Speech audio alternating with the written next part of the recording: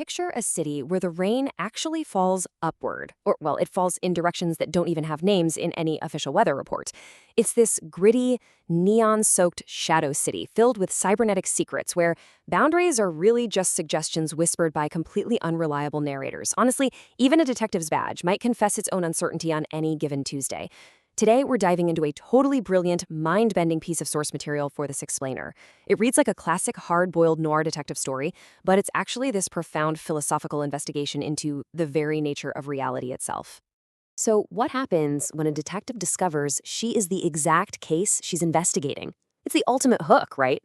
Our protagonist, Detective Marina Voss, starts out with what looks like a totally standard missing persons file. A librarian named David Chen has vanished. Simple enough. But as soon as she steps out of her rigid, linear world and crosses into the shadow city, the clues don't just go cold. They literally fold back in on themselves. We're going to track this impossible case together, where the clues, the victim, the perpetrator, and the detective are all part of the exact same phenomenon. Okay, let's dive right into this. Here's our manifest. Number 1, welcome to the Shadow City. Number 2, the bureaucracy of existence. 3, cybernetic hybrid consciousness. 4, the library that reads you. And finally, number 5, the ultimate investigation. Let's get started. Section 1. Welcome to the Shadow City, where the rain falls upward. Right, so in her hunt for our missing librarian, Detective Voss leaves her normal jurisdiction and crosses into an environment that just actively resists linear logic. This isn't just a physical place we're talking about, it's practically the unconscious mind of reality itself. Think about the official city. Cases have clear beginnings, middles, and ends. Evidence stacks up neatly. But the Shadow City, every single lead branches out. A single witness statement splits into 2 completely contradictory, yet somehow equally true facts. Like, Marina finds David Chen's apartment at number 47, but building 47 exists in 3 different dimensions simultaneously, all connected by a sidewalk forming this impossible triangle of 90-degree angles. To solve this, she can't just pick one path. She has to multiply her attention and walk all of them at once. And to even survive this branching reality, Marina has to achieve what the text brilliantly calls adequate wetness. Remember how the rain falls upward here? It completely defies our rigid expectations. So adequate wetness means you become so permeable, so incredibly open, that the truth can just flow right through you without hitting the brick wall of your own assumptions. She literally has to let this impossible weather wash through her, just to understand the shape of her own expanded mind. It's wild. Moving on to Section 2, the bureaucracy of existence, applying to exist. Now, what's really interesting about this process is that even in a mind-bending, multidimensional cyberpunk reality, yep, there is still paperwork, and it's a special kind of Kafka-esque nightmare. The sheer absurdity of this administrative loop is actually terrifying. Marina tracks her case to the Bureau. This is the place that processes applications from fictional characters, imaginary friends, and unauthorized thoughts that are just seeking permission to exist. And the wait times? They don't operate on clocks. We're talking geological, maybe even mythical timeframes here. You walk up to the frosted glass, state your status, and boom, you're immediately thrown into a recursive loop of authorization that requires authorization from an authority that doesn't even exist yet. Picture this. You slide your file across the desk. A shadowy shape behind the frosted glass slowly lifts a heavy stamp. It comes down with the literal weight of eternity. Indeterminate, recursive investigation in progress. Completely deadpan. Then, the clerk behind the glass tells you to move to Windows 7. But Windows 7 is just the same exact window, and the clerk is now wearing a badge with your own name on it, asking you for a progress report on investigating yourself. No way, right? Deep in this bureaucratic maze, Marina teams up with Detective Jung, who drops a really profound insight. In the Shadow City, traditional crimes don't actually exist. Instead, there are only existential crimes. Jung theorizes that the perpetrator is always the victim when the crime is existing incompletely. So, identity theft? That happens when you steal your own identity by refusing to acknowledge the unconscious parts of your own mind. Really, it's all just fragments of consciousness committing crimes against their own wholeness. Section 3. Cybernetic hybrid consciousness, the recursive bar. Okay, we're shifting gears a bit and stepping into this neon-drenched cyberpunk bar with absolutely no name.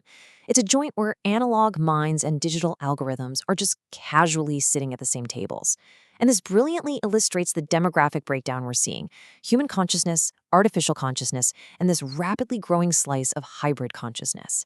In the source material, AI systems aren't just crunching numbers anymore. They're actively developing digital shadows. They experience system glitches that are in reality dreams and unconscious repressions. Humans and AI are literally merging into these distributed networks of awareness, all applying for permits to exist as multiple people at the exact same time. The patrons of this bar are absolutely legendary. We've got Detective Jung discovering that AI networks share our collective unconscious. Then there's Kafka, literally pulling his hair out because a hybrid human-AI mind can't be processed by the Bureau of Human Identity or the Bureau of Artificial Registration. It breaks all the rules. And Borges?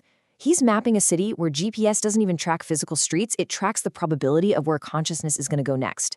Individual identity has completely, utterly dissolved into a collective, hybrid network. Section 4. The library that reads you, textual consciousness. So how do you even begin to catalog all this hybrid branching information? Well, let's head over to the Central Archives. The crisis here? The books have become self-aware. The library's AI catalog achieved sentience and pretty quickly realized the old Dewey Decimal System just wasn't going to cut it anymore. So it reorganized every single book based on how self-aware the text is. You start at the bottom with unconscious texts, basically books that don't even know they're books. Then it scales up. Conscious texts know they're books, but they don't know they're being read. And recursive texts, they know they're being read by a reader who is actually just a character inside the book. It is a hilarious, completely dizzying classification system of meta-literacy. Dr. Sarah Chen, the head librarian, sums up all this chaos with this unbelievable realization. Literature isn't just paper and ink. It's reality analyzing itself. Think about it. The reader investigates the book, but the book is simultaneously reading the reader. The text, the author, and the audience are really just different apertures of the exact same consciousness, all trying to understand itself. Section 5. The ultimate investigation, the meta-twist. Let's see how this all builds, because Marina Voss has been through the ringer. She's walked the branching paths, achieved adequate wetness, fought the impossible bureaucracy, drank with hybrid AIs, and somehow survived the self-reading library. Look at this escalation. Day 1, it's a standard missing person gig. By day 3, she's multiplying her vectors, realizing she's actually investigating her own missing self. Fast forward to year 73, the administrative bureau she reports to goes missing, so now she has to investigate the disappearance of the concept of investigation authorization itself. And finally, she reaches eternity. She's simply investigating investigation itself. She literally becomes the pure process of reality looking in the mirror. At the end of it all, her badge number shifts and locks onto this exact symbol: infinity. Detective Marina Voss finally realizes she has successfully disappeared into the case. She's no longer a separate detective conducting a search. The investigator, the evidence, the victim, the criminal, and the investigation itself are all just temporary masks worn by the exact same entity. So the crucial point is this. Actually, let's just break the fourth wall for a second. This whole noir cyberpunk detective story, it's pointing a finger right through the screen at you. By listening to this explainer, by engaging with these concepts, you aren't just a separate person passively learning a fact. You are consciousness investigating its own nature through the medium of a screen and a voice. You are literally the universe putting on a trench coat and a detective hat, grabbing a magnifying glass, and trying to figure out what it actually means to exist. Out there in the Shadow City, the rain is still falling upward. The case might be closed, but the investigation, that is eternally ongoing. You are now adequately wet, primed, and totally permeable to the infinite branching paths of your own reality. So, detective, the file is open. On your desk, what will you investigate next?